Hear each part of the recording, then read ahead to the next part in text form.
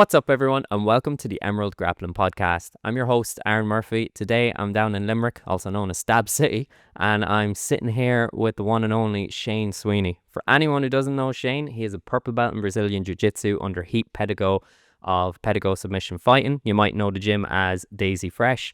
And Shane is the head coach here of PSF Limerick, also known as the Limerick Slide By.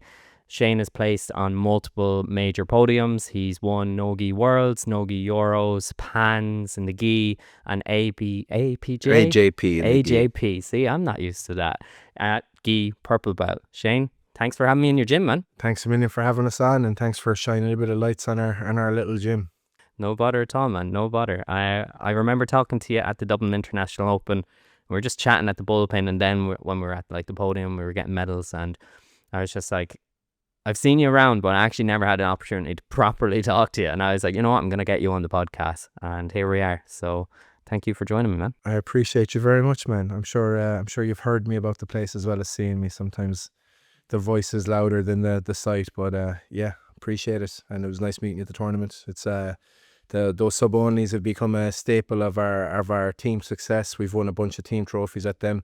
We won 3 team trophies that day: the overall academy, the No-Gi adult, and Gi adult as well that same day. So certainly a big day for us, and we're going back there tomorrow again. The Satori boys have the Dublin International Open. Is that no? They've the All-Ireland Championships tomorrow. So that'll be a nice one to rack up a few more goals and hopefully another team trophy. Unreal, man. Unreal. And for anyone who doesn't know you, maybe you can tell us a bit about yourself, your background, and how you got started in Jiu Jitsu. So how I got started in Jiu Jitsu, I was living in Vietnam. I immigrated down to Southeast Asia because I was playing American football in Europe and in Ireland, and my body got way too banged up.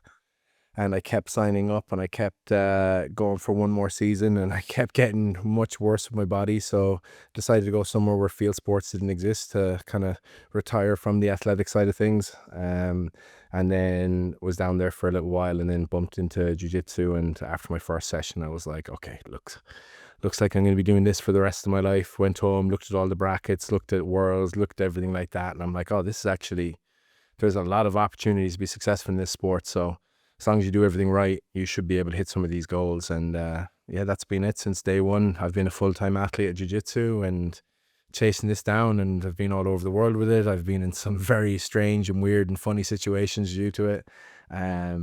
Some by chance, some caused, some forced, some by accident. But yeah, that's pretty much it. And yeah, I found my calling.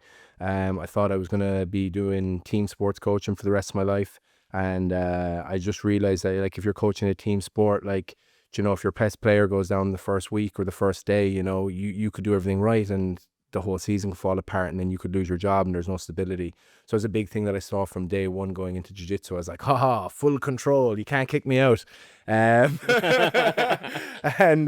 you know, it was a big attraction to the sport for that. And then yeah, it's just basically become my life's ambition to build the best team in Europe and the best team in the world, and build the best athletes, to make Limerick a hub for global grappling and bring the best grapplers from all over the world over here.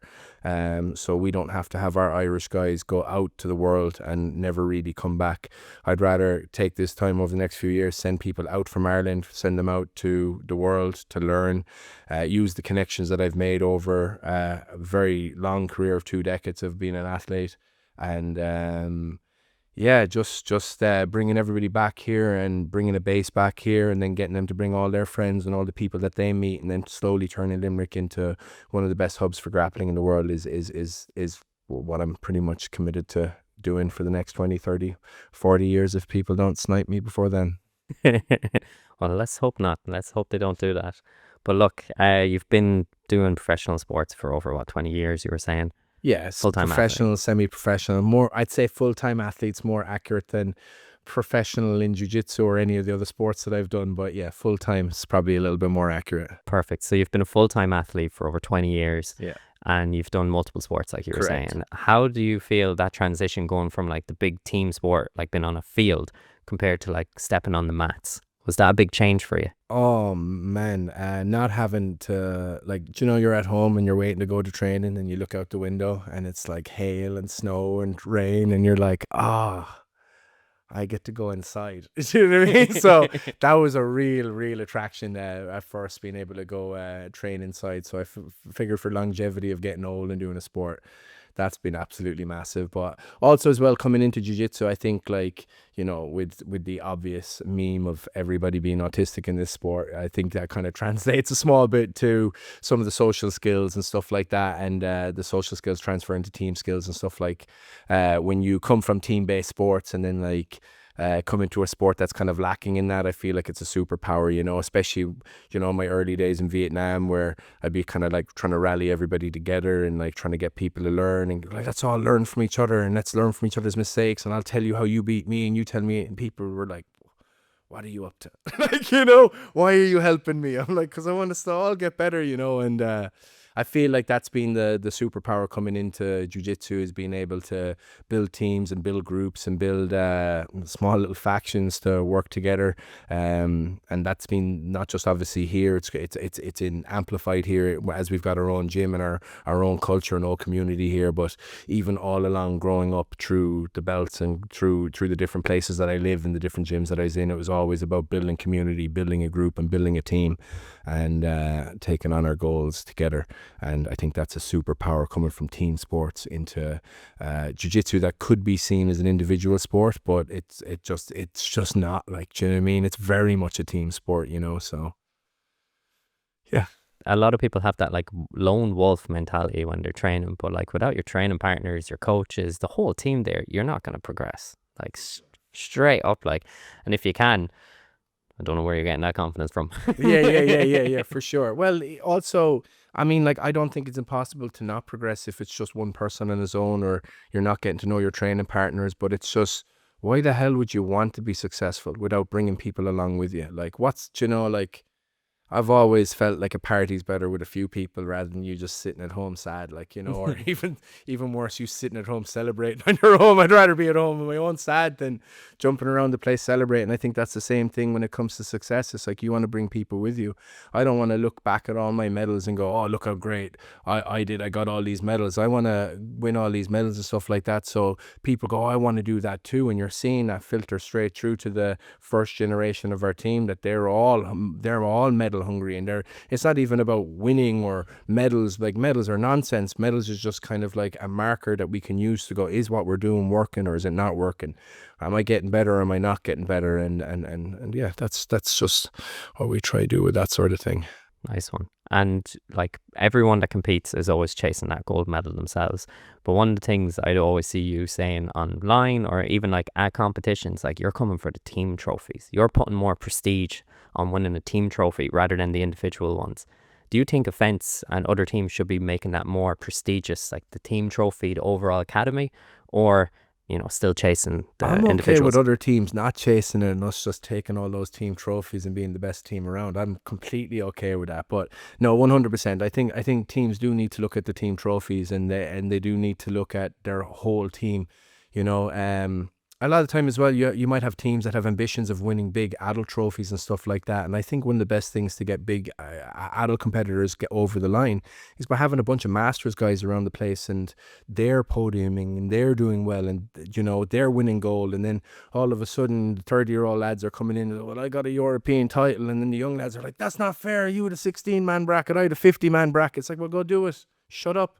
Go do it. And then they're like, oh, well, show him, like, you know, and then they go out and do it, you know. And maybe it's not like that aggravated, not like comic booky, but like, you know, that energy and that spur, and like having guys that are masters guys who have won masters, blue belt, euros, looking at younger lads being like, you would have smoked anyone in my division, you should smoke anyone in your division. Do you know what I mean? It's like, you should be able to do it. And then lads are like, hold on, I can do it. And yeah, that like, you know, having the team is so important. I said to you this before. One of the things that's kind of a bit unfair from the team trophy is, like, we might have like a Master 5 50-year-old white belt fighting another Master 5 50-year-old white belt, and he gets a gold medal and we get 9 points towards the team trophy for it.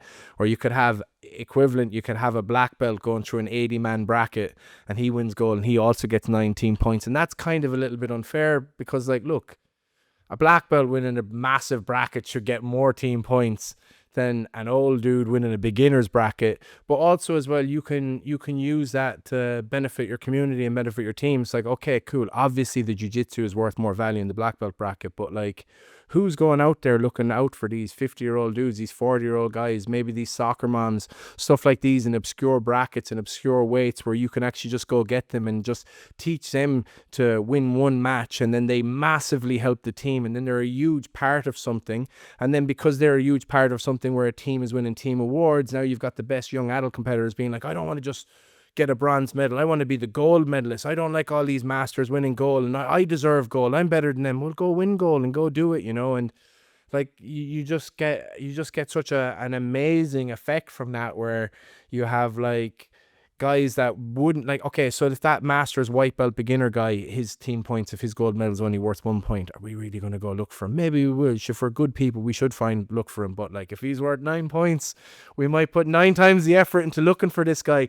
And often these are the guys that need help. Like if you're a 40-year-old woman or guy and you're like looking for a new hobby, you probably do need a new community. You probably do need a group of people that care about you and want to see you do better and want to see you progress. And what better way to progress than in your health and in your fitness, And competing is one of the best ways to help somebody's life anyway, because if guys say overweight over here, he might be like, no, I'm in good shape. And you're like, you're about 15 kilos over comp weight, bro, and they go out there and they get mauled, and you're like, maybe you go down a weight class, and then you go down a weight class, and then after a year, they're down 18 kilos. They're way fitter than they are. And even if they give up jiu-jitsu in the morning, just what they've done in that last year, they've learned the skill to lose 20 kilos. Chances are they'll keep it off.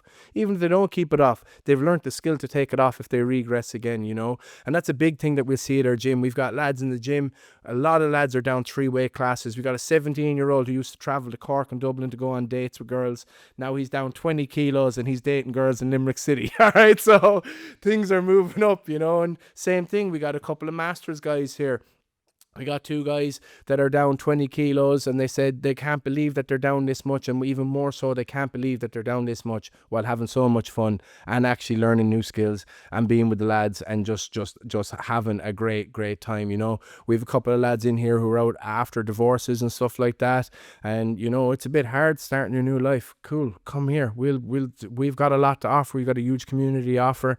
If there's something here that you like, maybe getting choked out and slapped around the room, come stay, we'll be your friend. You know what I mean? We'll help you get better and help you not get slapped around a little bit. But that's the big thing of team, is like when everybody is worth equal value, when they succeed at their own individual goal, all of a sudden you care about everybody's individual goal. And what it really does is it also removes a lot of toxicity. So say if you're on a rugby team or an American football team or a soccer team and you've got a goalie that's actually like a black belt level goalie, and he's not showing up to training and he's not around, and it's like, oh, we got to get him in. We got start him anyway, lads. Like the backup's a bloody 4-stripe white belt, like, just get in the black, and then, oh, we're playing him and he doesn't even train. He doesn't care. I'd rather have the white belt in there who trains all the time and doesn't care, and we just lose everything. And now we have to choose between losing or our principles. And it's a awkward, toxic environment where you have to appease to other people's bad attitudes. Where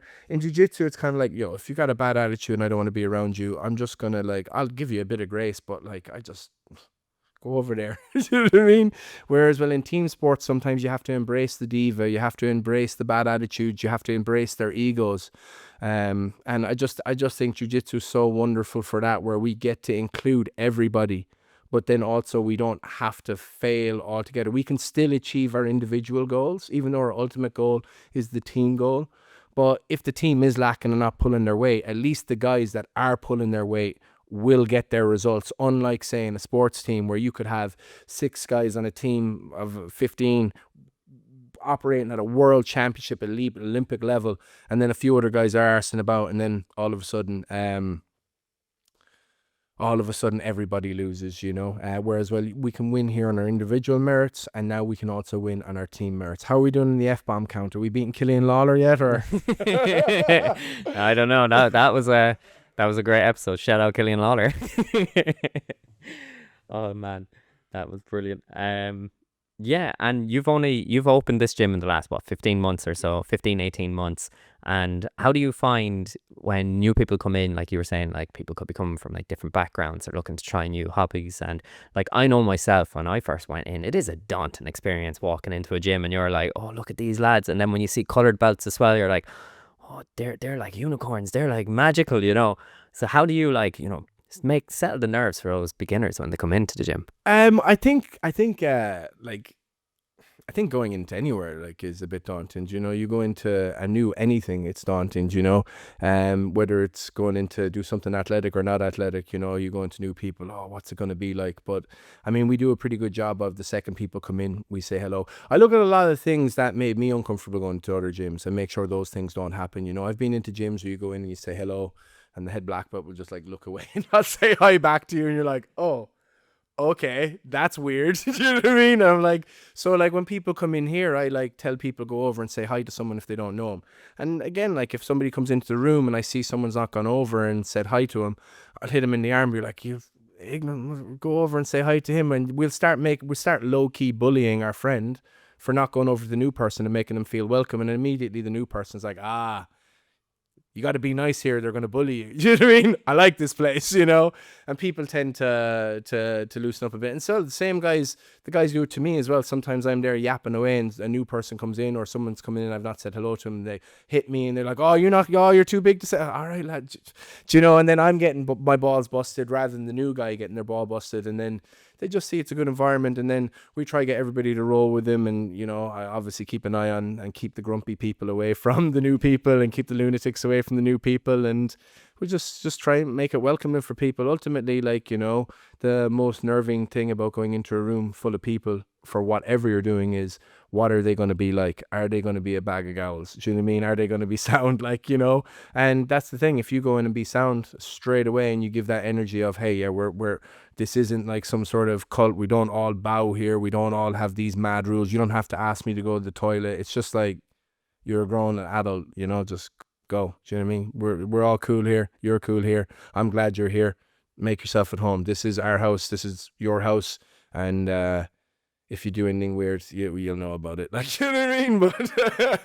But do you know what I mean? For the most part, everybody's cool, you know? So Sweet.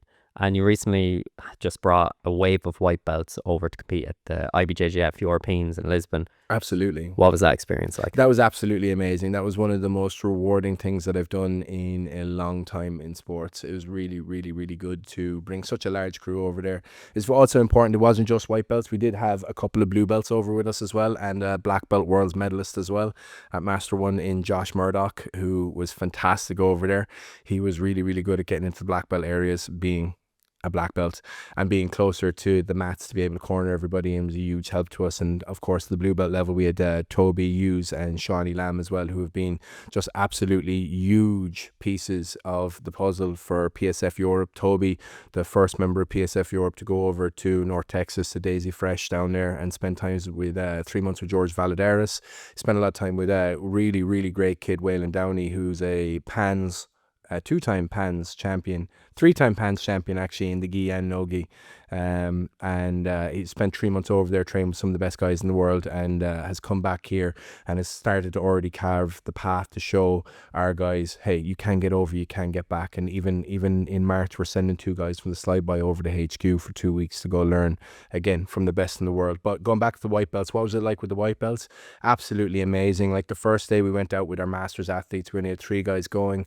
We had Graham, we had Paul, and somebody else of equal value and importance. Noli, yeah, of course, Noli. Fucking, how could I forget Noli, huh? He did the Noli for sure, that's for sure. All right. Graham is a real honor to go out with there. Graham, I actually met him as a juvenile for the American football, and I coached him for like 6-7 years. He came down to Thailand, came to my wedding down there and everything like that. We have a long history. He was the first customer I ever had in Jiu Jitsu, and we brought him down there and he had a great experience like that. He took a default medal in the brackets, but it's a default medal nonetheless. But seeing one of my good friends go out there and compete and put himself on the line out there was absolutely amazing. We used to play sports together for a long time, and going into a new sport with him and having new success with him him is absolutely such an amazing experience. Paul went out in the first round, but Paul was 107 or 108 kilos when he started here 7 months ago, and he competed at medium heavy. So he made 86.7 kilos body weight, 88.3 in the gi. He had a rough first round, and I was a little disappointed for him up until I saw him standing up, and I saw a little six-pack creeping out from his abs. I was like, do you know what? You're a winner, man. Let's go. That's unbelievable.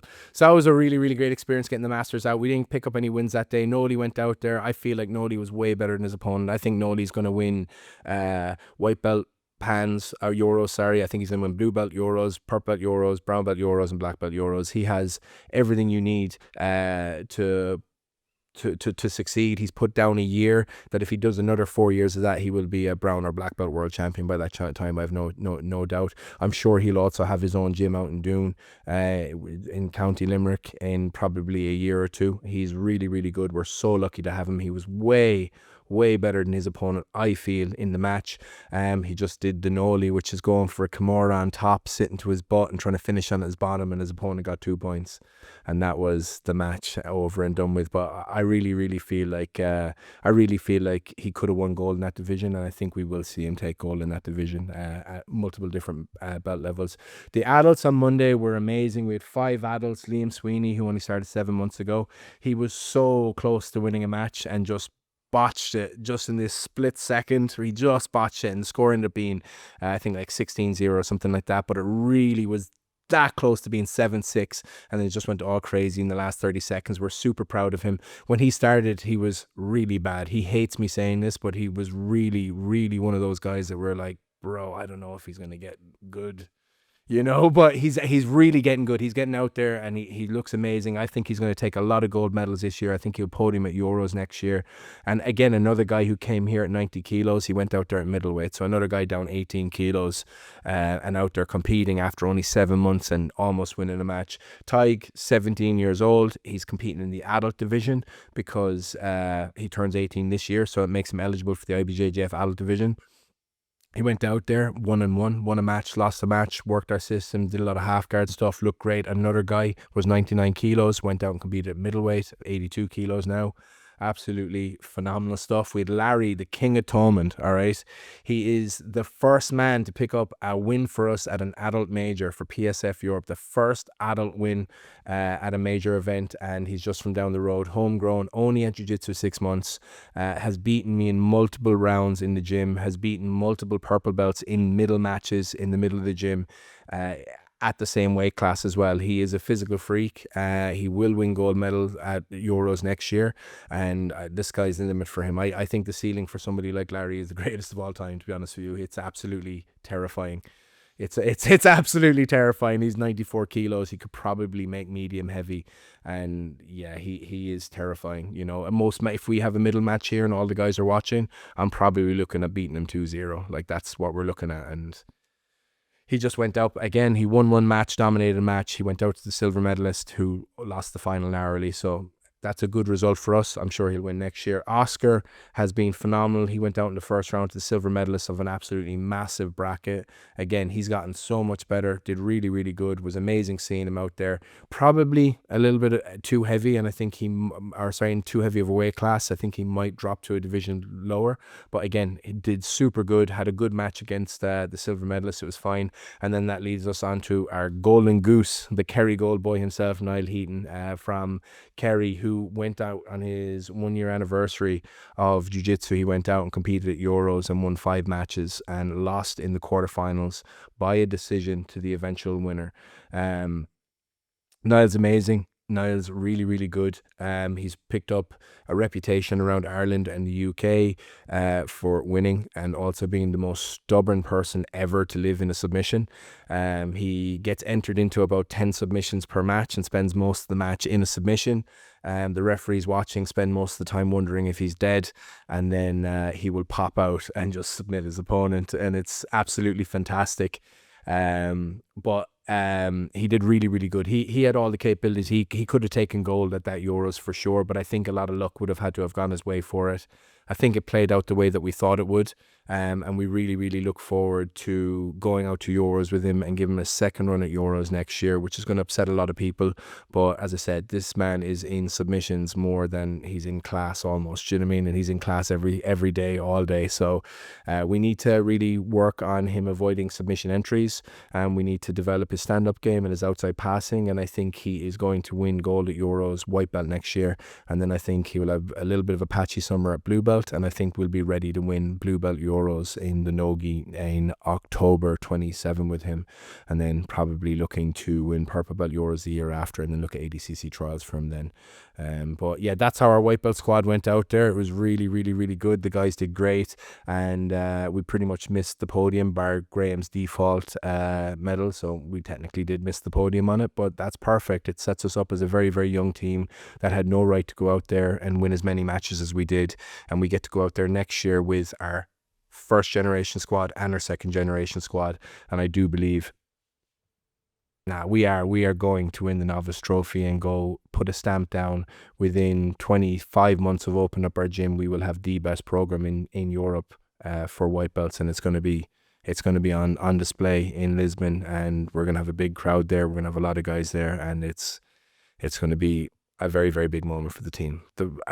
One of very, very many big moments. So hopefully that wasn't too long-winded, but yeah, that's how our Euros went. It was phenomenal. Get to spend 8 days with all the guys over there. Everybody had a great time. Everybody bonded a lot more, and the team is infinitely stronger now than we were a month ago.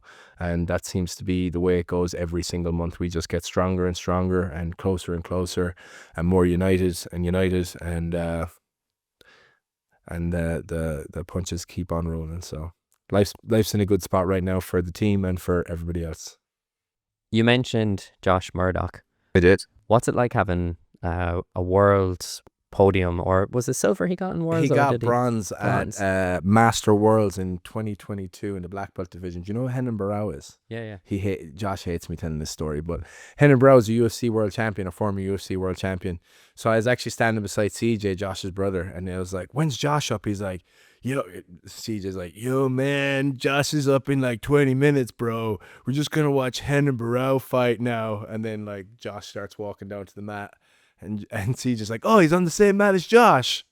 And then the names come up on the TV, and CJ's like, "Oh my God, he's fighting Henan Barrow." So then Josh put him in an omoplata, which is where he's been going down doing seminar tours around Ireland and England, showing the omoplata, and he beat a UFC world champion in the quarterfinals of Worlds for that and made the podium. So cool little story for him to have. But yeah, what's it like having Josh around? It's absolutely amazing, you know. He's probably up there in the top 2-3 black belts in the country when he's here. He's had a couple of matches with Marcus Whelan, who'd be considered one of the best black belts in the country, of course, in Europe. And he narrowly lost, I think, both of them by just an advantage or points. It's close enough matches, you know. So we're having like a guy coming over here, be a part of our program, be a leader by example, coach a few classes, coaching the lads, obviously cornering and stuff like that, but also taking part in the program and getting better within the program as well, which is one of the best things, you know. Came over here for 3 months, goes back to America, and he's hitting up all of our guys and being like, "I'm actually better." He goes, I feel like I'm better, but like I'm going back and I'm passing people's half guard in America, like brown belts, black belts, purple belts, and they're saying, "Geez, you've gotten good at passing half guard." And it's from coming here. And well, obviously he's very good at everything beforehand, but he has told me, whether he's lying or not, that he's gotten better in this room, and I believe him because it's good for my ego and for the team. So but yeah, having him around is just huge, you know. Having him around, his mentality, how he carries himself on and off the mats, he's just a great example to show people how to be an athlete, how to be a full-time athlete, how to take it seriously in jiu-jitsu, in the strength room, in the laundry room, in your hygiene, and absolutely everything. He is leveling up non-stop. And that's the kind of person that I want our guys to be around and be seeing and looking at as a role model. And of course, it's not just Josh we've had over that's a high-level black, but we had Cody Kellison over for a prolonged period of time as well. Both of them have helped us win medals at team trophies and stuff like that. Cody came over. Cody's a silver medalist at medium heavy Master 1 Worlds as well. he's cool, but he ain't got no cool story like Josh Murdock for tapping out a UFC world champion. But he did make that podium too at black belt, which is a big deal. So having these guys coming over, having high level black belts like that, Masters worlds medalists coming over at Master 1 is absolutely huge. Of course, we've also had Pixley over here, who is very good at dropping a man on his head, particularly even so if that man is blonde and Brazilian. Having Pixie over here is amazing. Again, just to have the guys see him roll and roll with him, he's just a once in a generation type human and athlete, you know, and getting him involved and getting him over here and looking at our program and telling the guys, no, this program's good. You guys are actually onto something here. And I'm somebody that goes around and is involved with a lot of good programs. We've had Jacob Brooks over here, who's a black belt under Heath and ADCC Worlds coach. He's been over here twice. To our gym. He's been in Ireland many times over at PSF Europe helping out. He's absolutely phenomenal, a complete encyclopedia of Jiu Jitsu. He just had a baby actually, so congratulations to Lita and Batch and their lovely newborn baby. And we've had Heath over here multiple times as well. Again, I believe he is the greatest coach in the history of the sport. I feel as more time goes on, that will only get more solidified. I think it's absolutely absurd for anybody to say anybody, certainly of American coaches, I don't think anybody's even on par. You know, some people might bring up Danaher and say, oh, Danaher's up there too. But I mean, you look at our record versus Danaher's record over the last 4 or 5 years, I think we've done pretty good, and there's a lot of merit to say that Heath has brought through a lot more talent in the last few years. Of course, Danaher's still peaking at those top things with does have ADCC gold medalists and stuff like that, but still, I mean, like Giancarlo Bodini, one of his gold medalists, he got taken out by Dante in the open weight of the ADCC Worlds. You know, Merigali was supposed to be a double gold medalist at ADCC 2022. I think Pixley took him out, I'm not sure. Maybe I think it was Pixie, so I mean, like even when you might stack up some of the medals and go, oh no, there's still a bit of a gap, but if you look at the head-to-heads, things look a little bit more interesting. And just being able to feed into that program and feed into PSF HQ, because again, I mean, like I'm part of PSF Europe for sure, but I definitely feel more like it's a weird one. I am from Mount Vernon, PSF HQ. That's my gym. That is the gym that I've spent the most amount of time in my training in. That's the gym where I went and did my blue belt test. That's the gym where I went and got my purple belt test. That's the gym where I've gone and done ADCC trials camps with people, my worlds camps. You know, this is where my friends are. This is where my jiu-jitsu family are, you know. And being able to offer them to come over here, but also use their friendship and get them over here to help.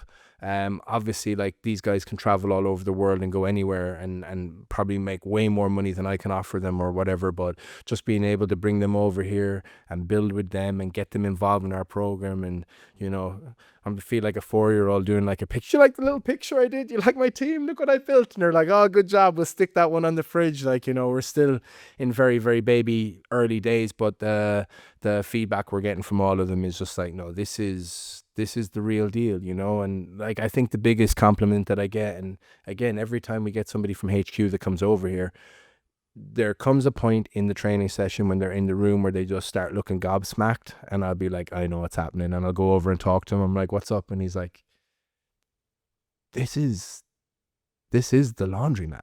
Do you know what I mean? Like, this is the old laundromat, like that, you know. And like, they're like, we've been to PSS before, like, that have PSF vibes. This place is like, you have lightning in a bottle here. It's crazy. And that to me is the biggest compliment that I can get, is like that the guys that have been in the laundromat come here and they're almost like, whoa, this is almost trippy. Like, whoa, this is almost nostalgic being here, you know. And then again, I'm telling the guys all along, oh, this is how we train. We're at the laundromat. This is how the successful people train. This is what you have to do. And then the successful people come along and they're like, You're doing it how we did it. This is how you be successful. And then all of a sudden, the thing that I said a week before is now amplified 10 times fold because Michael Pixie said it. Or Jacob Brooks said it, or because Josh Murdock said it, or because Heath Pedigo said it, or because Luke Rufo said it. Another guy who came over who's a purple belt world's pans and European champion. He came over here for a prolonged period of time and coached and shared the mats with us and helped the lads get better, and definitely got way drunker than any of our other guests. But he's still a fantastic grappler. He just got his brown belt as well, and I think that's another guy that you're gonna see really rise through the ranks. I think he's been just a little bit behind Pixie and Couch for too long now, and it's going to be Luke Rufo's time to break out. Again, a guy that we got over here. Before he won Purple Belt Worlds, we brought him over here. I also won Blue Belt Pans the same time as him. He won Adult Pans, I won Master Pans. He won Blue Belt Worlds in the Nogi, I won Blue Belt Worlds in the Nogi. Pixie won Blue Belt Worlds in the Nogi, and we all got promoted to Purple Belt at the same time. So like having these experiences with people and like going to these big events with them and succeeding with them and training with them and traveling with them and putting up with their snoring and all that other nonsense that they do, it's really, really, really rewarding to be able to start this and have them involved over here, and you said like, what's it like having these guys over here? To be honest with you, like my dream, I only ended up back in this side of the world because of COVID, and the plan was to get straight back there, and then that got delayed because of COVID and life and all those things. And I was getting ready to set up, and I was going to set up in Asia. I was going to either set up in Thailand or I was going to set up in Vietnam again because, like, to be honest with you, like the environment down there, the economy, the weather, the culture, it's just a much nicer place to be on a day-to-day basis, I feel.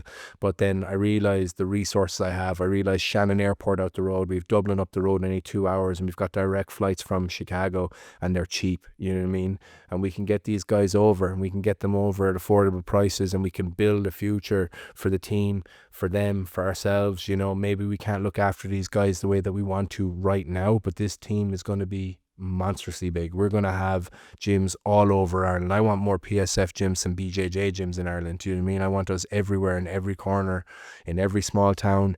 And when that happens, then we'll have a lot to offer these guys, and they'll also remember that we invested in them when they were blue and purple belts, and hopefully then we'll always get them at discounted rates. But the real thing is we actually have them in, and they actually care about our team. They actually care about our guys. We have a lot of seminars in Ireland where we bring in this world champion and that world champion. They come in, they collect their check, they sign us a few photos, they show one or two moves, and they go. It's like our guys come in here, they train, they become part of the culture, they add everybody on Instagram, they start following the stories, they start sharing their stuff, they start hitting them up. They're excited when one of our terrible white belts becomes not so terrible and gets a bronze medal. They're like, oh my God, he won world. It's like, because that's what it is like, when somebody's terrible and they win bronze at a local tournament because they win 2 matches, that's like your best guy going winning worlds. You know what I mean? It's a huge accomplishment for that person. And then we've got guys at the highest level of the sport that genuinely care. We've got guys like on our team that won a master white belt local tournament gold, and he had it up on his story with, hey, and Jacob Couch hits him up, he's like, good job, bud, and he's screenshotting the show and everyone, Jacob Couch showed me good job. It's like, that's what it's about. Like, that's what it's about, having a bigger team. It's like, who cares if they're just some guy in a poster on a wall? They're not just a guy in a poster on a wall. They're my training partners. They're your teammates. Do you know what I mean? They're going to be a part of what we're doing here. And like, when they meet you and they know who you are, and then you go do something good, they're going to be hyped for you because we're all hyped for each other, And who knows, that gold medal that you got there at a local tournament, that could be the start of a black belt Masters World medal or a black belt adult medal, or maybe it could be the start of your coaching career, or maybe it could just be a local gold medal and we're happy for you.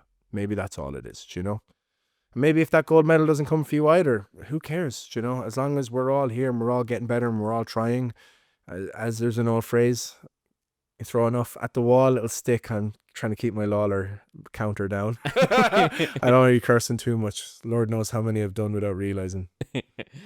And it all just stems back to the teamwork that Heath does, like, instill on every member of the team. I've watched the documentary, I've watched your YouTube videos, I've seen you pop up for your blue belt gauntlet that they ran that time. Because I always remember Heath been like, yeah, this is Sweeney, he's a crazy bastard, he came over from Ireland. And it's just wild, but it stems down, and you can see it's like the PSF network is growing like globally, there's what, 3 affiliates here now in Ireland, or is there more? There's 3 in Ireland, there's 1 in the Isle of Man, and there is 3 in England as well. So we're popping off a little bit. We're building a few little hubs over here. Nice. For sure. And it's great that you have access to all these guys, and like they're coming over, they're teaching, they're staying here for prolonged periods of time. I'd say you've probably, when you have everyone coming over, I'd say everyone's skill is just progressing quite quickly. Yeah, it's crazy because again, we're also getting different people every time. So it's like you get a real chunk of focus with someone with one style, and you kind of get used to it a little bit, and then you get boom hit with a complete different style or a different size or a different body type. But yeah, that's just been absolutely phenomenal to have people constantly coming through, constantly bringing in that atmosphere, constantly bringing in that attitude. It's just like, like I suppose the top few people in the gym are the people who create the culture, and we're bringing in guys that fit into the top of the room immediately. Of course, we're bringing guys that are really good at jiu-jitsu, but like we've also brought guys that are not black belt world champions and not European champions. We've had a lot of blue belts come that may or may not have won big things or whatever, but they have elite mindsets, elite attitudes, as in they train all the time. They're about that life. It's a jiu-jitsu lifestyle for them. It's not a jiu-jitsu hobby. You don't even have to compete, but like being a jiu-jitsu lifestyle, like, are you actually thinking about getting better all the time? I don't care if people compete, but like, are you using jiu-jitsu to get better at your life? And if you do that, I think it's a million times better and a million times more fun. If you're not getting better at life through jiu-jitsu, I think it's a bit silly to waste so much time on it, you know what I mean? So that's the thing. It's just like bringing in so many people that just fit the culture, help the culture, that are supportive people, that are empathetic people, that are also tough love people, and all of these things that just hold people accountable and just raise the standard for everybody, 100%, man. 100%. And as I said, we've all seen the documentary. Well, most of us have seen it, and I guarantee you probably encourage people when they're like, oh, we're part of, the Pedigo team, like, watch the documentary. You'll see the origin story that was captured. But is there anything, because you've trained over in Illinois with the team, and obviously you have so much access to all these guys as well and girls, and I'm curious, but what is one thing about the team spirit in HQ that wasn't captured on the cameras that you think stands out a lot? Oh, I honestly, when I go back and watch the documentary, it almost feels cringe now, because I feel like you can't capture the team spirit and team feeling on camera. It's not something you can capture. It's something you can feel, and it's something you can experience. It's very, very hard to show it through the camera. Now, I think they do the best job that they can throwing a shoot through camera.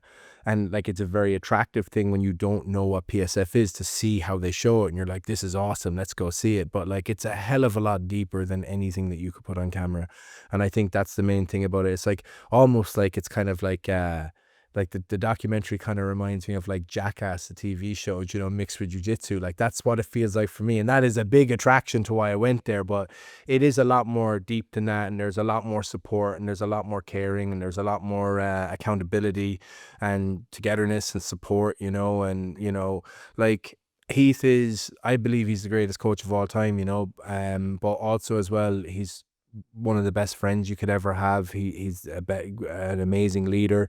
Like, he shows up to everything, it doesn't matter what's going on in his life. I've been with him at times where he's having serious crisis is happening in the personal life because of X, Y, and Z, and he still shows up there for his athletes, and he still is there mat side for every event. Like, I don't want to go into too much detail, but there was a very, very crazy person like threatening serious harm on the gym and on his family while we were at PANS in 2024, Mnogi PANS, and there was threats made against people in his family, very, very, very violent threats where police and FBI and all this were involved, and he knew there was nothing he could do if he went back home. So he just stayed and did his job, and he still cornered every single match. He cornered over 100 matches over those days while there's an extreme crisis going on. And then we end up actually winning the team trophy that weekend. It was amazing. Max Hansen's first debut year at PANS, and he won the black belt title that year. That was absolutely amazing, and that was the last points that we scored to secure the team trophy, which was absolutely amazing. But it just goes back to Heath is always there, you know, through thick and thin. He's there. He does his job. He does his part every single time.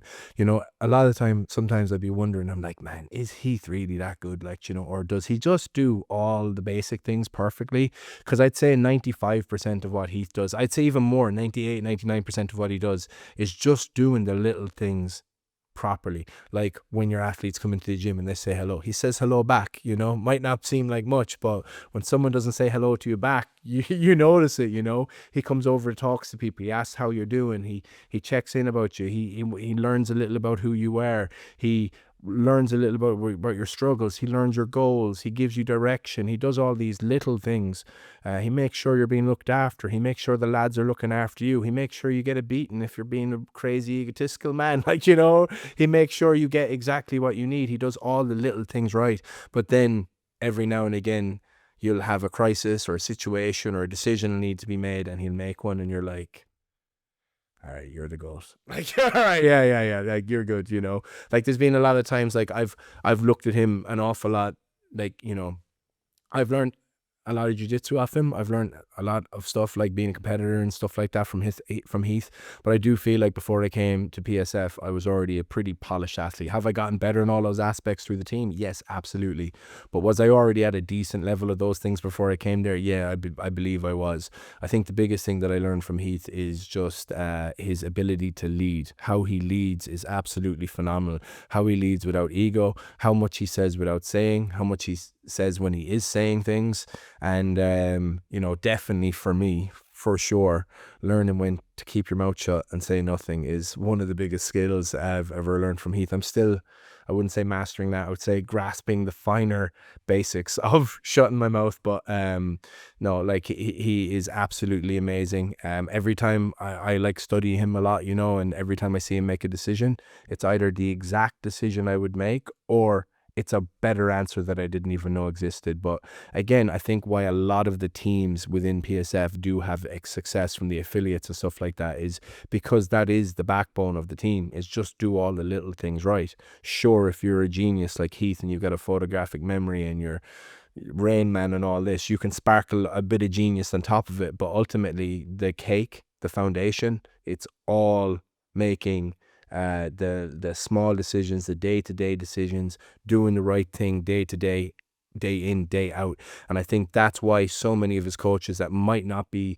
as intelligent as him or as good socially as him or good in certain situations as him do so successfully, because they do the other 95%, the stuff that anybody can do, the controllables. Do you say hi to your guys? Are you nice to them? Are you pleasant? Are you like actually involved? Do you care? You know, if you do all those things, success will follow, you know. And it gives me a lot of hope because I'm not as smart as Heath Pedigo. Like, there's a few times there where I've been like, oh, fuck. Like, you know, you're operating at there's levels to this, buddy, like, you know.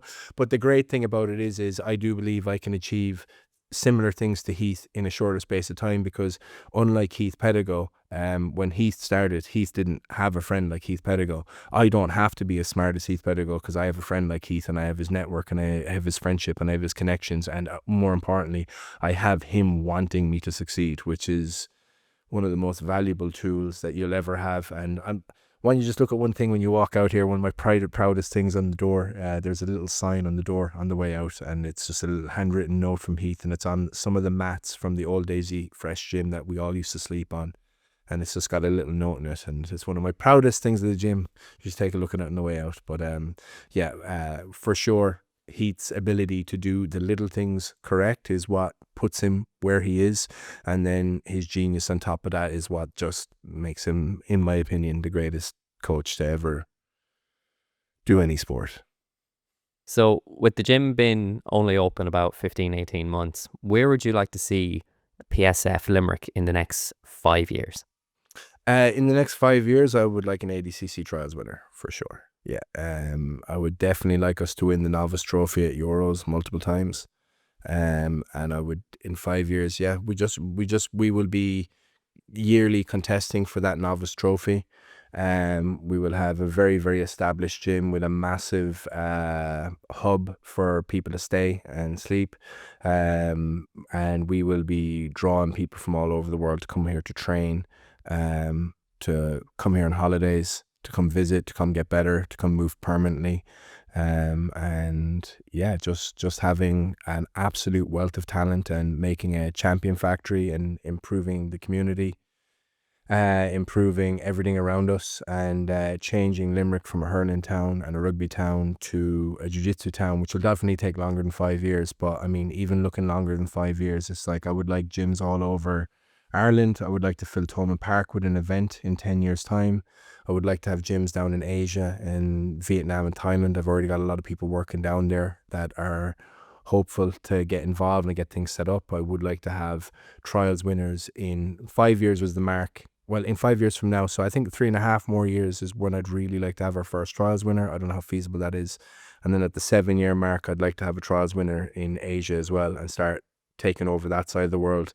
And then sending our best guys over to Heath, and then the best guys then can go on and become the very best, or if they don't make it in the pro side of things, they can come back here and we can set them up with gyms over here and get the right people into the right places and just build an absolutely huge network where people can really grow and succeed and have opportunities, if they like, to go on and win whatever championship they like, be it at the masters level or at adult level, or even just for hobbyists who don't want to compete, to be able to come into somewhere and at least be surrounded by people who want to be better, be surrounded by people who are progressing, be surrounded by a community and network that is out there showing up every day to not be the same as they were yesterday. And hopefully that will help them in every other aspect of their lives. Whether you come in here and compete or not, I don't care. I would rather people compete, because otherwise, I think to get belts, I think you should compete. I think it's the right thing to do, unless there are certain circumstances that really prevent you from doing it. Like, I mean, certain jobs or occupations or family responsibilities or whatever. But like, if you're able-bodied and you have time and you're not completely broke and you want to do jiu-jitsu and progress, I think you should compete, However, if you don't want to compete, that's your own thing. I just want you to at least come into a place and go, wow, these people are progressing and I want to progress too. Maybe not as much in jiu-jitsu the same way they are, but maybe I want to progress in my art or my work or my family or whatever. And again, just build a culture that encourages people in this city to get off the couch and into the gym, or out of field sports at the age of 30 when they retire for field sports, and into our gyms instead of into pints and doing nothing at home and getting out of shape, or lads to get out of bad areas or bad situations and come in here and learn to strangle people unconscious instead.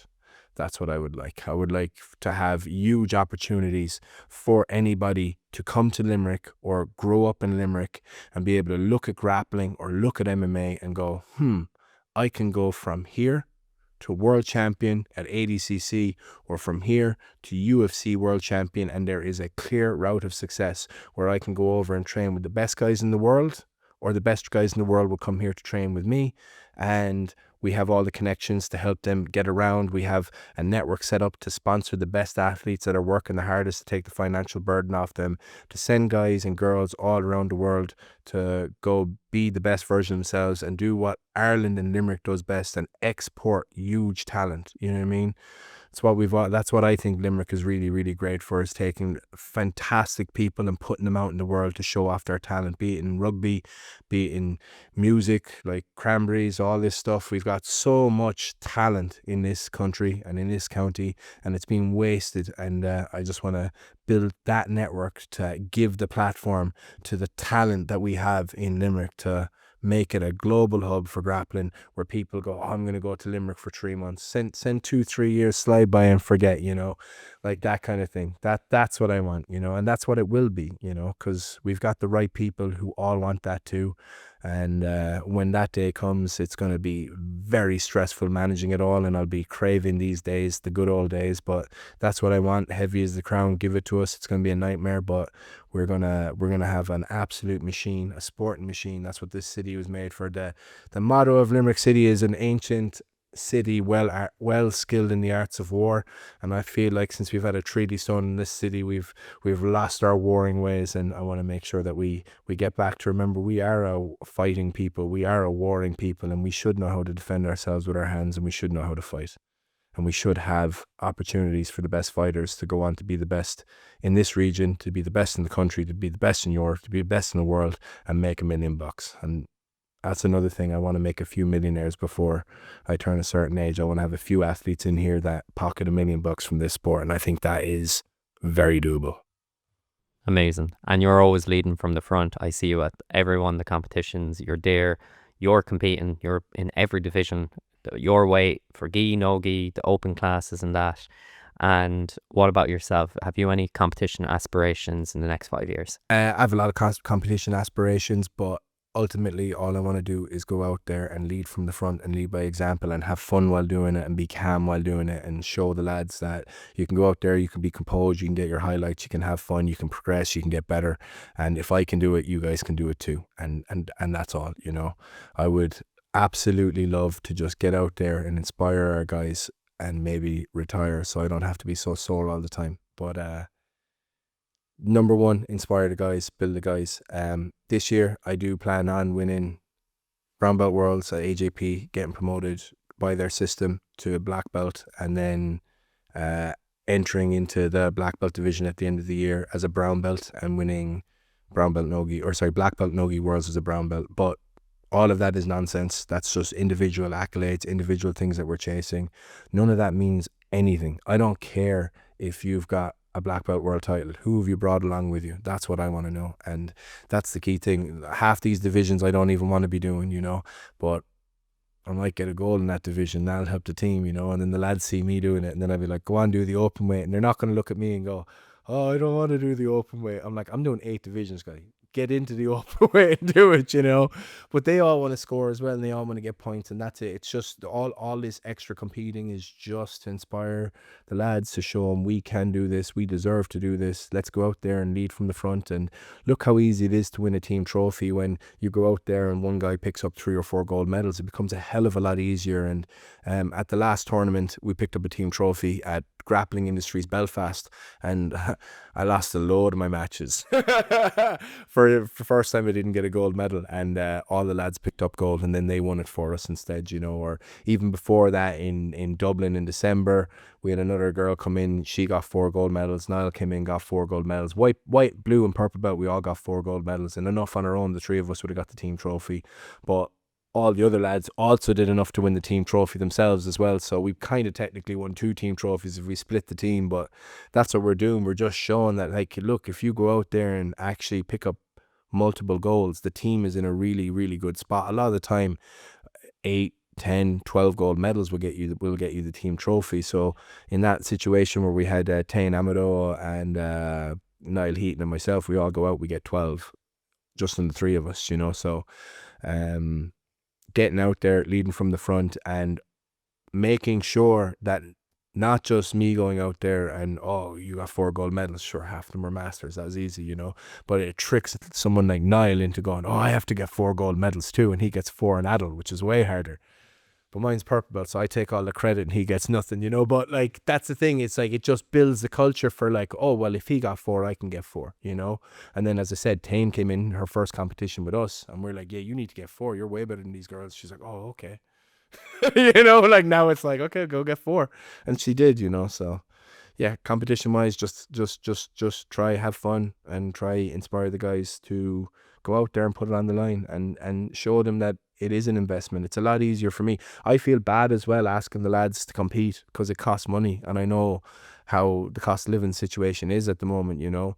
So what better way to show them that I truly believe it's worth the investment for me to go out to these tournaments, and like a local tournament to me is not as valuable now as a local tournament is to our white belts. Some of our white belts are getting to the point where the local tournaments are not as much value as they were last year, and the major ones are the real importance. But I still feel there's a value in me going paying for registration to go better at the competition, and I have to go coach the lads anyway. So the hardest part about competing is getting up off your hole and paying for the petrol to get up there and sitting in the car for a few hours and cutting weight, and then you're there. So you might as well just go out and whoop some ass or get your ass whooped, one or the other, and express yourself. You know what I mean? That's the biggest thing. Getting out there and expressing yourself it's the best feeling ever. Unreal. Shane, thank you so much for joining me on the podcast today. It was great to come down to Limerick, sit down, have a chat with you. You can really see the importance of teamwork and team culture coming through in the conversation, and how proud you are, even if it's people winning their matches or even if it's people losing weight. Like, to be honest with you, you seemed more proud about that. You're like, look how they're doing more positive in their life. So again, man, thank you so much for having me here. The last question I have for you is, if anyone is interested in getting in touch with you, maybe they're like taking a trip to Limerick and they want to get some training in, where is the best place to reach you online? And final part to add to this, if you have anything you want to just say before you wrap up, now is your chance. What was the first question? Where to hit you up online if they want to come hit train. us up online. Yeah, we're brutal online. We're really good at being a team. We're pretty bad at the online stuff. PSF Limerick City on Instagram is probably the best place to get us. That's where I'm the most active. There's also the WhatsApp. Hit us up. Anybody wants to come visit, stay, hit us up. We'll figure it out. You're more than welcome. We don't charge for drop-ins. We're happy to have visitors. We want people to drop by. I think if you do drop by, you'll be surprised by what you see in here during training session. That sounds a bit weird, but but you would be surprised by the energy and the atmosphere. It is definitely different to other places. There's a mountain of evidence to back that up, and just come down, visit. We'd love to roll with you. We'd love to train with you. We don't care what gym you're with. We don't care about anything as long as you're here and you want to get better, and that's pretty much it. And we're saying anything we want to plug, was it? Anything, if you want to mention something. I suppose Heath Pedigo is doing a Tobago camp. They've been pimping that out all over Instagram the last few days, so I think they want to pimp that out. Heath is rolling in Tobago in April sometime, so if you like the sun, you should probably pop down there. As I said, he's a pretty okay coach. He's pretty good. Chris Thompson's also going down there, who's a phenomenal coach. He's a catch wrestler. I went down to Malaga training at Santeri Lillis' gym when Chris was there. I've trained with Chris a few times, and man, that dude stapled me to the ground for like 7 minutes, and I just couldn't believe. I think he was a bit hurt that day, so he didn't want to move too much, so he just stopped me from moving. I was like, oh, this sucks. Okay, all right, I just can't move, mate. He's like, sorry. But yeah, he's phenomenal. If you want to learn about pinning, I feel like he's one of the best pinners I've ever rolled with, and then Heath is just the best of the best. That's a great thing to go to. We're also doing Grapple Fest next month. That's another great show. We've got tickets available for that, but that's going to be really amazing. We're going to be on the card with Jacob Couch is fighting for a title, Michael Pixie's fighting for a title, Max Hansen's fighting for a title. Brandon Reed is also on the card, so we've got a pretty good CGI squad going out there. I think Kieran Brown's on the card, Miles Jockin's on the card, I'm on the card. We've got Jimmy from Salisbury. He was on the last card. I'm not sure if he's on this one. Maybe he is, maybe he's not. If not, Jimmy's lovely. So yeah, we've got that. So the Grapple Fest is a big one coming up. I was saying Heath's Rolling Tobago is a big one. And then just basically every weekend here is a big weekend for us. We're competing 2-3 weekends a month, and we're always on road trips. We're always out and about. We're always away.